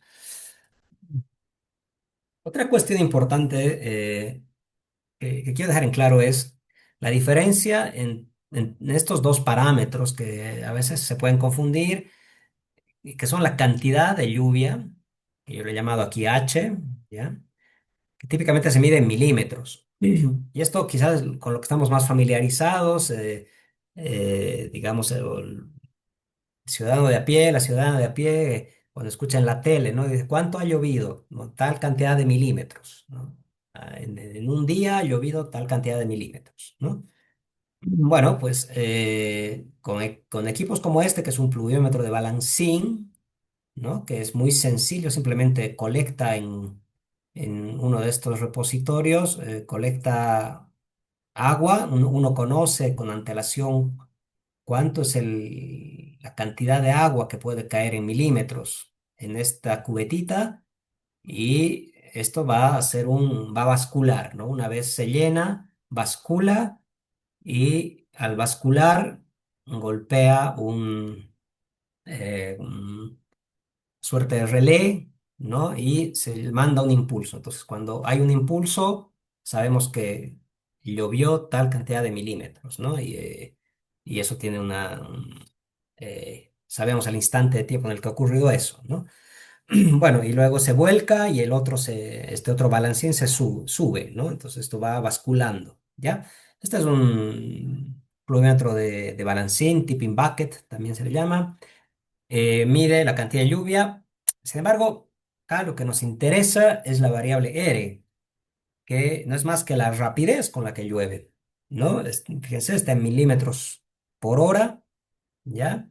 Entonces, hay equipos que miden ya directamente, nos entregan el valor de R, pero no es difícil darse cuenta que si yo tengo un equipo que mide H, como este pluviómetro balancín, y además tengo la referencia de tiempo, bueno, pues yo puedo calcular la rapidez, digamos, ¿no? Con la que ha llovido y calcular R, ¿no? Entonces, el mensaje es saber diferenciar ambas variables, ¿ya? H y R, y a nosotros lo que nos interesa es esta R, ¿ya? Ok, segunda cuestión, otra cuestión teórica que me interesa también que quede claro es los tipos de nubes que están asociadas a fenómenos de precipitaciones. ¿Ya? Esto es importante conocerlo. Ya tenemos eh, las nubes del tipo nimbostratus, que normalmente están asociados a las lluvias que se conocen como estratiformes, lluvias de baja intensidad, de bajo valor de R, quiero decir, en milímetros por hora, ¿ya? Y que son típicamente lluvias que, o sea, nubes, perdón, tienen un largo desarrollo en una extensión horizontal grande, ¿no? Sobre un territorio, ¿ya? Sin embargo, también tenemos las nubes o las lluvias convectivas que están asociadas a estas lluvias, perdón, a estas nubes tipo cúmulos o cumulonimbus. Son nubes mucho más de menos desarrollo en horizontal y más bien mayor desarrollo en vertical y que están asociadas a precipitaciones muy cortas en tiempo, pero de alta intensidad, ¿no? Esos chaparrones muy intensos de lluvia, ¿ya? Y bueno, entonces, importante también tener en cuenta esto, ¿no? Que existe eh, diferentes eventos, ¿ya? Porque si volvemos aquí por un momento. Claro, ¿qué tipo de nube generó este evento de lluvia que tenemos aquí? O este de acá, que fíjense, este tuvo mayor duración, ¿vale? Entonces, bueno, para eso no es el objetivo de esta charla, seguro que hay maneras de estudiar las nubes también, pero mi punto al incluir esta diapositiva, es que en el auditorio quede claro que las precipitaciones están asociadas a distintos tipos de nubes, ¿ya? Y cada uno con unas propiedades muy, muy características, ¿ya? Otra cuestión importante a tener en cuenta ok, es importante la intensidad de lluvia. Sí, ya ha quedado claro, lo hemos visto con un experimento. Muy bien, se puede medir, también hemos visto un pluviómetro por ahí que nos permite medir. Nos permite medir rainfall. Rainfall es sinónimo de la cantidad de lluvia, ¿no? Rainfall en milímetros, ¿no? Entonces, ¿qué pasa? Organismos de meteorología como el CENAMI aquí en Bolivia y en general en muchos países del mundo tienen estaciones de pluviometría en diferentes lugares, pero lo que típicamente se suele hacer es, por ejemplo, medir la cantidad de lluvia ya cada hora, por ejemplo. Y aquí he puesto una serie de tiempo, ya, de, bueno, pues unas medidas X, ya, de cuando estaba lloviendo. Bueno, pues está muy bien. Esto está cada hora, por tanto, la rapidez se puede calcular inmediatamente, ¿no? O sea, aquí tenemos una rapidez de 12 milímetros por hora, ¿no? Bueno, ahora, ¿qué pasa? Si nosotros tenemos esta figura y comparamos con esta de aquí abajo o esta roja, bueno, claramente la de abajo estamos viendo, pues la de abajo nos permite caracterizar mejor la variabilidad estadística, variabilidad temporal de mi variable intensidad de lluvia. Esta curva de acá, no, evidentemente no. Sin embargo, en aplicaciones, por ejemplo, a la gente de meteorología o de hidrología, ellos no necesitan, por ejemplo, este tipo de cosas. A ver, no es fundamental, quiero decir, para ellos, ¿no? Aquí tenemos medidas de intensidad de lluvia en el campus del UPB Cochabamba, en mi laboratorio. Tenemos un pluviómetro de precisión. eh, y aquí tenemos, pues, fíjense, un evento del 2019 en febrero, un mes donde suele llover bastante. eh,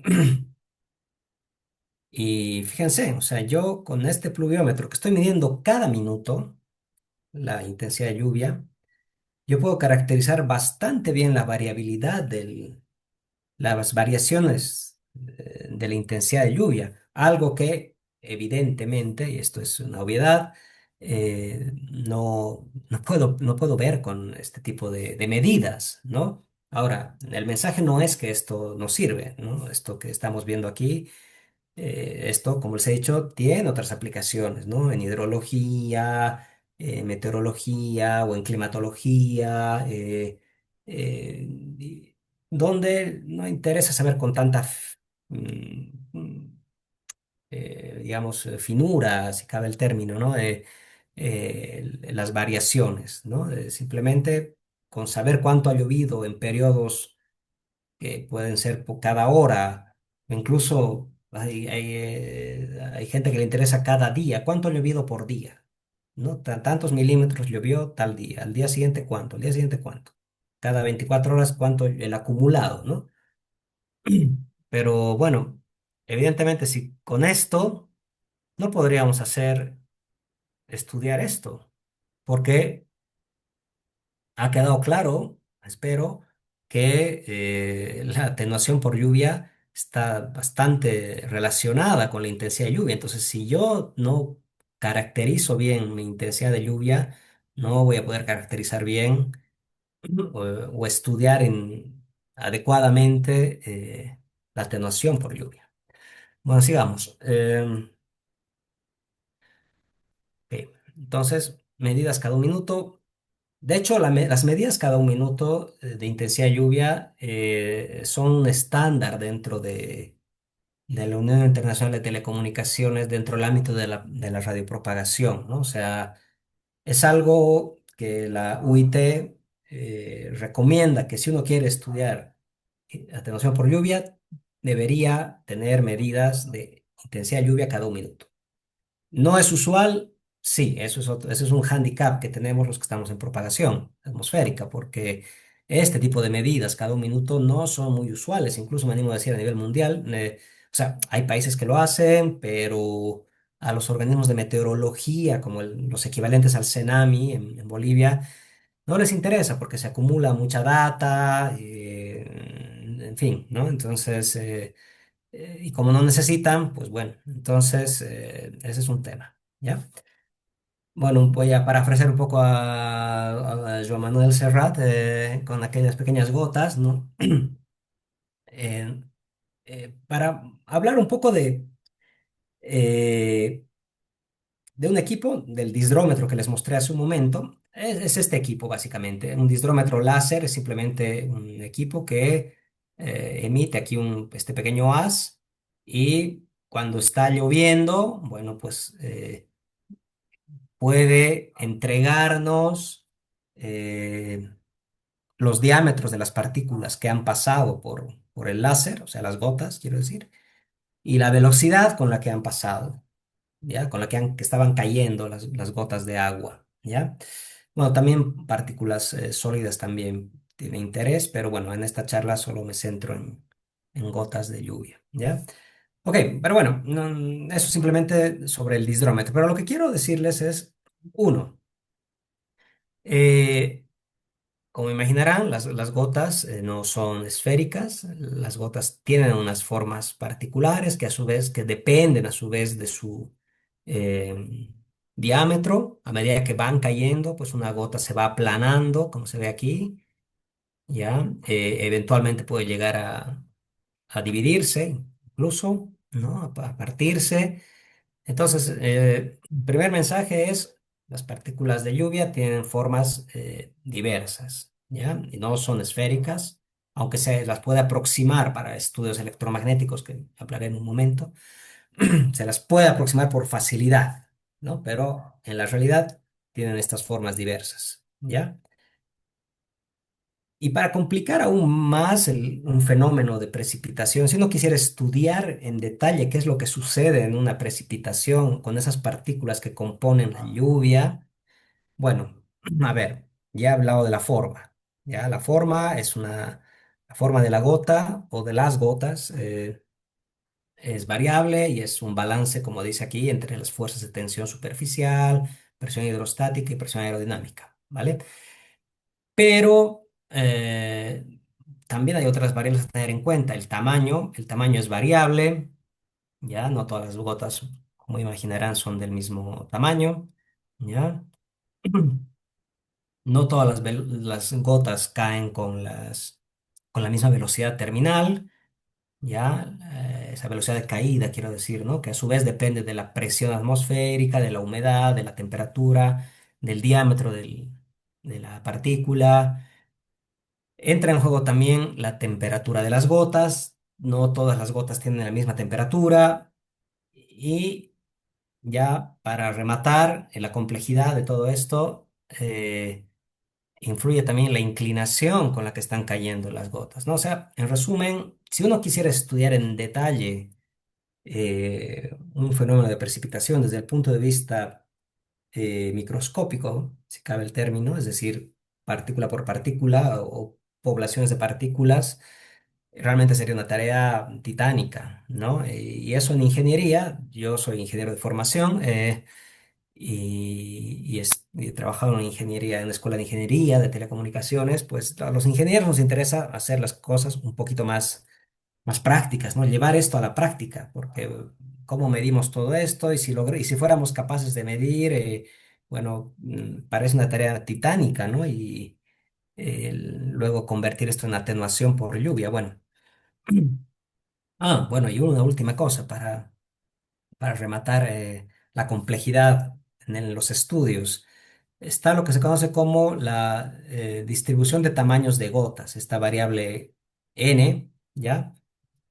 Que es una variable ya que nos indica, es una distribución que nos indica el número de gotas de diámetro d, aquí esta es una función, ¿no? N que depende de d, número de gotas, ¿ya? De diámetro d por unidad de volumen, ¿no? Y aquí hay algunos ejemplos de distribuciones, algunas son teóricas, es decir, está la distribución de Marshall-Palmer, de Lawson Parsons, son investigadores, la distribución gamma, Weibull, etcétera, etcétera, son distribuciones o funciones de distribución de tamaños de gotas teóricas que nos indican cuánta cantidad de gotas de un determinado diámetro, fíjense esta curva, digo, este plot, ya en el eje X diámetro, ya, y en el eje Y número de gotas, ¿ya? Bueno, pues existen las precipitaciones, las lluvias tienen su función ND, ¿ya? Bueno, ya. Otra cuestión a tener en cuenta. Eh, si nos vamos al problema más básico en atenuación por lluvia, bueno, sería estudiar la atenuación que produce una gota, que sonará un poco absurdo, pero bueno, desde un punto de vista electromagnético, es decir, uno podría estudiar qué sucede cuando una señal electromagnética cuya frecuencia es mayor a 10 gigahercios, que es un campo eléctrico, básicamente, que eh, transporta un determinado nivel de potencia. ¿Qué pasa cuando este campo eléctrico incide sobre una gota que a su vez tiene una permitividad eléctrica y una permeabilidad magnética? Sobre todo aquí el parámetro importante es la permitividad, ¿ya? Aparte está la permitividad del medio donde se encuentra la gota, es decir, en este caso sería el aire, epsilon del aire y la permeabilidad magnética, digamos sub cero. Entonces, Bueno, ¿qué sucede cuando interactúan, ¿no? Incide esta onda sobre esta gota. Bueno, ocurren dos cosas. Por un lado, lo que se conoce como absorción, es decir, la gota absorbe energía, ¿ya? De este campo que está incidiendo, ¿ya? Entonces ahí hay una pérdida. Absorción es sinónimo de atenuación, ¿no? Y por otro lado ocurre lo que se conoce como dispersión o scattering. El scattering es esto estas flechitas que he dibujado aquí, ¿ya? Entonces la dispersión eh, es pérdida de energía, pero porque se radia, se rerradia, si quieren, en distintas direcciones, ¿ya? Entonces, la atenuación sería la combinación de ambas, ¿no? O sea, la energía que se pierde por absorción más la energía que se pierde por dispersión o scattering sería la atenuación que produce esta gotita. Bueno, ok, está muy bien desde un punto de vista teórico, ¿no? Ahora, ¿cómo relacionamos la intensidad de lluvia con la atenuación que produce? Porque hemos visto que hay una relación ahí, ¿no? Entonces, imaginemos este radioenlace. ¿Ya? Ahora es un radioenlace terrestre. Entonces, una primera cosa que quiero que se diferencien es la atenuación, la variable A, que se mide en decibelios, y la atenuación específica gamma, ¿ya? Entonces, a priori, claro, si yo tengo gamma en dB por kilómetros, parece que lo obvio es multiplicar gamma por una distancia, L, y eso me va a dar la atenuación en decibelios. ¿Vale? Bueno, esto es un approach válido siempre para enlaces cortos, ¿no? ¿Por qué? Porque la lluvia normalmente no está, si un enlace es de, no sé, 10 kilómetros, no está lloviendo con la misma intensidad en los 10 kilómetros del enlace, digamos, ¿no? Pero si es un enlace de 100 metros o 200 metros, puede ser válida la aproximación de decir, bueno, en todo el enlace está lloviendo de manera uniforme, ¿no? Ok, ahora tenemos gamma, hemos introducido gamma. Conocemos R, que es la intensidad de lluvia. Ahora, tanto gamma como R se pueden calcular a partir de la distribución de tamaños de gotas, esto que mencioné acá. ¿No? Que hay las teóricas, son funciones matemáticas teóricas, pero también hay, se puede medir. Un disdrómetro también me permite medir las distribuciones de tamaños de gotas. Ok, entonces uno podría obtener gamma y R de esta manera, ¿ya? Ahora, fíjense que aquí aparece sigma. Esto se conoce como la sección eficaz de extinción, que no se calcula de esta manera, ¿ya? La suma de la sección eficaz de dispersión más la sección eficaz de absorción, ¿ya? Quiero entrar en muchos detalles sobre esto, simplemente el mensaje es que tanto gamma como R se puede calcular a partir de la distribución de tamaños de gotas.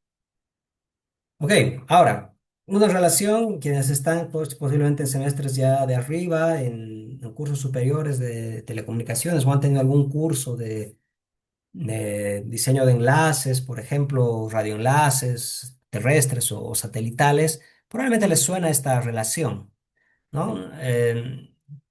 Ya es una relación bastante conocida. Aquí he puesto el paper de Olsen, por ejemplo, que incluso antes de Olsen ya se conocía esta relación, pero bueno, este es el paper quizás más conocido de la relación entre gamma y R, ¿ya? Entre la atenuación específica por lluvia y la intensidad de lluvia. Están relacionadas por estos parámetros K y alfa, donde K y alfa depende de la frecuencia y de la polarización de la señal que se está propagando, ¿no? Mm. Ok, entonces, eh, bueno, si yo soy capaz de medir gamma y R, yo por un ajuste por ajustes podría calcular K y alfa, ¿no? Bueno, entonces el mensaje es que existe una relación entre gamma y R, una relación clásica, ¿ya? Entonces, ¿cómo podemos utilizar las series de tiempo de R? O sea, aquí hay una... ¿Qué pasa si yo soy capaz de medir R cada un minuto? Como les mencioné hace rato. Bueno, ¿para qué me puede servir eso? Si estoy midiendo, ahora, ¿para qué lo uso? Mm. Bueno, bueno, se pueden hacer varias cosas. Lo primero es un poco lo que ya mostré perdón, en esta diapositiva, es decir, utilizar esta ecuación, ¿no? O sea, gamma, ahora lo estoy escribiendo como K multiplicado por R elevado a la alfa, esto es gamma.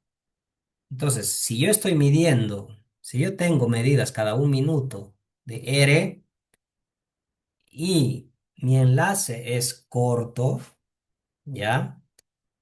Bueno, yo simplemente uso esta ecuación y puedo obtener eh, la atenuación en decibelios en mi enlace, ¿no? Aquí tengo algún artículo de em, colegas de Italia con los que trabajamos.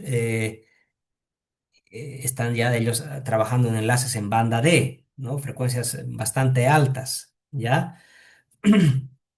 Entonces, cuando el enlace es corto, como les mencioné hace un momento, se puede asumir que R es constante a lo largo de ese enlace, 100, 200, 300, 500 metros, ¿ya? Y por tanto, se podría aplicar directamente esta ecuación. Y yo podría tener ahora series de tiempo de atenuación producida por lluvia, ¿ya? Bueno, esta hipótesis es aceptable sobre todo para eventos estratiformes, ¿ya? Esos eventos con baja intensidad de lluvia, menor a 10 milímetros por hora, por ejemplo. Cuando es una lluvia convectiva, puede que realmente asumir que el R es constante en todo el enlace ya es más cuestionable, ¿no? A menos que sea un enlace mucho más corto, digamos, ¿no? 100 metros, 200 metros. Ok, ahora, ¿qué sucede cuando tenemos trayectos largos? Porque no siempre tenemos enlaces cortos, ¿no? Bueno, se puede usar la misma ecuación, solo que fíjense aquí he cambiado, en vez de L, he puesto lo que se conoce como la distancia efectiva del enlace, ¿ya? Que no es más que la distancia real, L, multiplicado por un factor de reducción, ¿ya? Entonces yo calculo, las ecuaciones de esto están disponibles en recomendaciones de la UIT, la recomendación 530 para enlaces terrestres y sí, para enlaces terrestres es la 530, sí. Entonces yo podría utilizar mi serie de tiempo de R que he medido, por ejemplo, cada un minuto, podría utilizarla de esta manera para obtener una serie de tiempo de atenuación por lluvia. Bueno, otra cosa que eh, podríamos hacer, si tenemos nuestra serie de tiempo, es calcular la atenuación por lluvia, pero no instantánea, es decir, no calcular series de tiempo, sino estadísticas de atenuación por lluvia. Y este tipo de estadísticas, que es una distribución acumulada complementaria, ¿ya? Es muy utilizada en telecomunicaciones. ¿Cómo entendemos esta curva, esta CCDF, ya? CCDF de atenuación por lluvia. Eh, bueno, para quienes no estén familiarizados, por ejemplo, aquí he puesto un ejemplo numérico, ¿ya? Entonces, si yo voy aquí y leo en esta curva, fíjense, esto es para el 0,01% del tiempo. Bueno, vengo aquí a este punto, bajo acá, 36 decibelios aproximadamente. Entonces, ¿cómo entendemos eso? Se entiende como que el 0,01% del tiempo en un año, la atenuación por lluvia es mayor a 36 decibelios. ¿Ya? Entonces, este es un ejemplo de una CCDF de atenuación por lluvia. ¿Ya? Dicho sea, de manera contraria, que sería la CDF, es decir, la distribución acumulada, obtendríamos que el 99,99, es decir, el valor complementario de 0,01, el 99,99% del tiempo la atenuación por lluvia es menor o igual a 36 decibelios, ¿ya? Este tipo como de estadísticas, como les mencioné, son muy útiles en telecomunicaciones porque cuando se hacen diseños de enlaces, normalmente hablamos de la disponibilidad, ¿no? La disponibilidad, queremos que la disponibilidad de nuestro enlace sea, no sé, 98%, 99% del tiempo tiene que estar disponible mi enlace. Entonces, si en base a ese requerimiento de disponibilidad, yo puedo calcular la indisponibilidad, que sería el complementario, ¿ya? Como en este caso, y saber cuánta atenuación debería soportar mi enlace si yo quiero esa disponibilidad dada, ¿no? Ahora, pero ¿cómo obtengo esta curva? Es decir, ¿cómo se obtiene esta curva para un determinado punto geográfico en el planeta? Y dicho sea de paso, para añadir la complejidad, no llueve lo mismo en todos los lugares del mundo, obviamente, ¿no? Cada lugar tiene sus regímenes de lluvia distintos. Ok, entonces, ¿cómo se obtiene esta curva para, no sé, Cochabamba, Campus UPB? Bueno, existen métodos, ¿ya? Para enlaces terrestres, la recomendación 530, para enlaces satelitales la 618. Quienes no están familiarizados, este tipo de documentos desde hace ya varios años están disponibles abiertos, son gratuitos. Hace muchos años no había que pagar, así que ahora son abiertos. Ahí yo compartiré luego con el profesor Marcelo Molina mis diapositivas para que se las compartan. Entonces, bueno, para calcular, para obtener esta curva, por ejemplo, necesitamos obtener una curva similar para R. Fíjense, aquí tiene el mismo aspecto, ¿no? Se parece bastante, pero este es para R. Aquí está intensidad de lluvia y aquí están porcentajes, ¿ya? Entonces es una CCDF, pero de intensidad de lluvia, de R. Entonces, ¿cómo obtengo esto? Bueno, esto se obtiene a partir de las medidas. O sea, si yo he medido, como aquí, tengo intensidad de lluvia, pero he medido por años. Nosotros en el UPB tenemos, aquí en Campus Cochabamba, tenemos ya completados 7 años de medidas, ¿ya? Entonces, yo puedo obtener esta curva azul a partir de mi data, mis medidas de intensidad de lluvia. Entonces, obtendría una CCDF experimental, válida para el lugar donde se ha hecho la medida, obviamente, ¿no? Entonces, ¿qué nos dice la UIT en su método?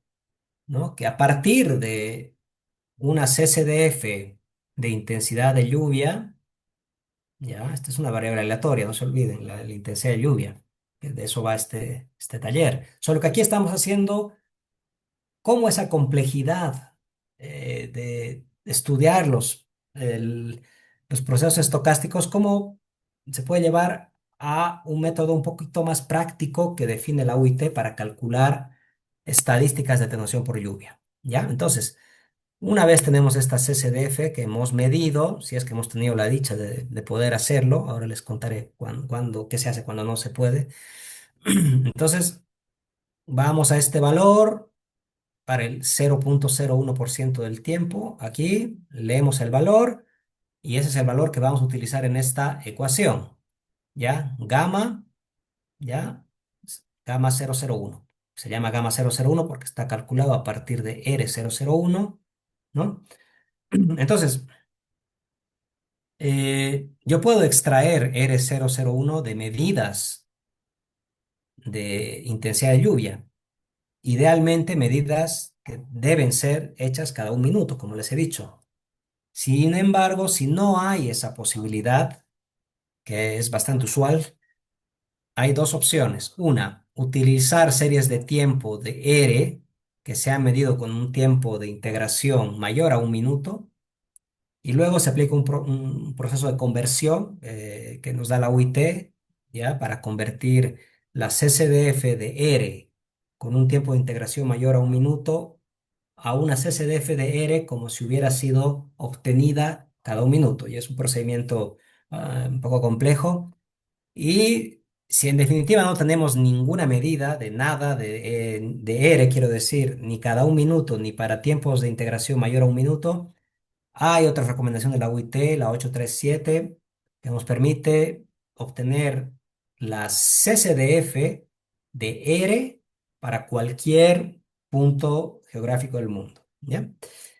Bueno, entonces a partir de, una vez tenemos gamma 001, y si calculamos la distancia efectiva, que se calcula de diferentes maneras, sea el enlace terrestre o satelital, yo puedo obtener la atenuación, es este punto, la atenuación que se supera el 0,01% del tiempo, ¿ya? Y luego, cómo se completa esta curva, que es lo que finalmente queríamos obtener. También en las recomendaciones 536-18 está el procedimiento para obtener los puntos que faltan para completar esta CCDF, que es finalmente lo que queríamos obtener para nuestros cálculos de enlaces, ¿no? Bueno, estoy por terminar ya. Simplemente como un apéndice, un anexo a esta mi presentación. Eh, el estudio desde un punto de vista estocástico de la atenuación por lluvia se ha hecho también y se hace dentro de la UIT, ¿ya? Y uno de los resultados evidentes es la recomendación 1853 que nos proporciona un método para sintetizar, o sea, para crear, quiero decir, series de tiempo de atenuación por lluvia. Esto es bastante más avanzado. Ya aquí he puesto algunos papers, digamos, fundacionales, como el de Massenbacken, ¿no? Un paper ya del año 81, cuyo modelo estocástico nos permitía generar series de tiempo de atenuación por lluvia. Ese método ha sido refinado por los colegas de Onera en Francia, el año 2013, ¿ya? Y de ahí sale la versión 2 de esta recomendación que estoy presentando, ¿ya? Entonces, es posible estudiar la lluvia, perdón, la atenuación por lluvia desde un punto de vista estocástico, conocer sus propiedades estocásticas, con el objetivo, sobre todo, desde un punto de vista práctico, de poder sintetizar series de tiempo de atenuación por lluvia. ¿Ya? Bueno, eso es lo que tengo preparado. No sé si creo que encajó más o menos en el tiempo, Marcelo, si hay espacio para preguntas. Excelente, muchas gracias, estimado doctor.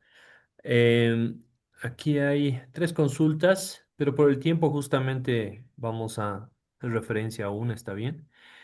Ahí dice, ¿existe una diferencia en la atenuación de las ondas milimétricas en ciudades como La Paz y Santa Cruz? En ese caso, ¿en qué región se espera una mayor atenuación? Ya, gracias por la pregunta. Sí, o sea, esto está condicionado por los regímenes de lluvia, ¿no? Evidentemente en Santa Cruz, eh, eh, dependiendo de la ubicación, ¿no? Pero a priori es una zona tropical, por tanto llueve mucho más durante el año, por tanto va a ser previsible que exista más atenuación en bandas milimétricas, ¿no? Es importante lo que menciona de las bandas milimétricas, ¿no? Porque ahora se está hablando mucho del 5G, hay un tramo de frecuencias, ¿no? Que en banda milimétrica que está pensado para despliegues en 5G, al menos para enlaces cortos. Entonces, sí es un tema a tener en cuenta, ¿no? Y bueno, de la banda milimétrica que formalmente, digamos, es de 30 a 300 gigahercios, ya tiene muchas aplicaciones, ¿no? En satélites, en enlaces de punto a punto, también se está usando ya la banda W, que es 75, 85 gigahercios, ¿no? Entonces, eso. Excelente, muchas gracias, doctor. Bueno, ahí agradecemos a nuestros dos ponentes. Por favor, hay puntos importantes. No se olviden de llenar el formulario que enviamos en el chat de Zoom. Agradecemos nuevamente su asistencia a nuestros dos ponentes del día de hoy, el doctor Leonardo, el doctor Gustavo Siles. Realmente brillantes sus presentaciones, que nos ayuda justamente a entender de mejor manera de qué forma se propaga la señal, ¿no? En canal inalámbrico.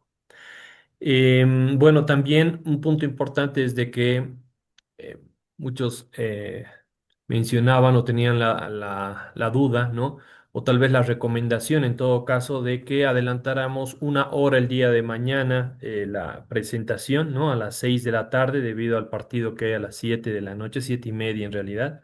Entonces, bueno, accedimos a eso, vamos a recorrer ese horario, vamos a adelantar en realidad una hora. Entonces, empieza el día de mañana, por favor, a las 6 de la tarde hasta las 7:30. Igual va a ser una clase grabada, entonces para los que no han podido asistir un poco más temprano, entonces lo van a tener ahí grabado, ¿no? Ya vamos a enviar el link de los videos de las otras sesiones, de esta sesión también, estamos preparando en una carpeta y compartimos el link. ¿Listo?